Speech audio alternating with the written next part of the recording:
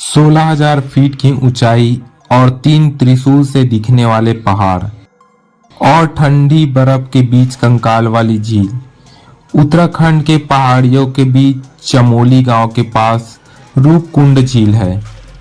इसे कंकाल वाली झील भी कहते हैं। दरअसल इस झील में कई इंसानी कंकाल आज भी देखे जाते हैं। वैसे तो यह झील कई महीनों तक बर्फ से ढकी रहती है, लेकिन जब बर्फ हटती है तो इसमें से कंकाल दिखने लगते हैं। वैज्ञानिक सर्वे की माने तो करीब यहाँ 500 से भी ज्यादा कंकाल आज भी मौजूद है। अब सवाल यह उठता है कि इतने सारे कंकाल आए कहां से होंगे। इसके जवाब में अवधारणाएं बहुत सारी हैं जो अलग अलग थ्योरी बताती हैं। पहले थ्योरी कहती है कि बहुत साल पहले एक राजा नंदा देवी के दर्शन के लिए अपने सैनिकों के साथ निकले थे।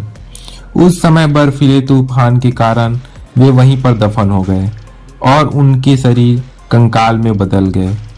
दूसरी थ्योरी यह कहती है कि जब भारतीय सैनिकों ने तिब्बत पर आक्रमण किया तो वे बर्फ के तूफान में फंस गए और उनकी मृत्यु हो गई।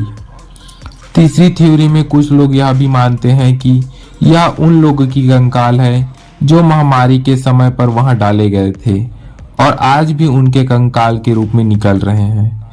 लेकिन वैज्ञानिक ने इन सभी तथ्यों को गलत बताया है और उन्होंने 38 कंकालों पर रिसर्च किए और कार्बन डेटिंग के द्वारा बताया, जिसमें से 15 महिलाएं थी और बाकी पुरुष कंकाल थे। उन्होंने बताया कि यह कंकाल अलग अलग टाइम पीरियड के हैं। कुछ 1500 साल पुराने हैं और कुछ कंकाल 500 वर्ष पुराने हैं। और हैरानी की बात यह है कि यह सारे कंकाल अलग अलग नस्ल के थे। इनमें से कोई भी जेनेटिक समानता नहीं देखी गई थी।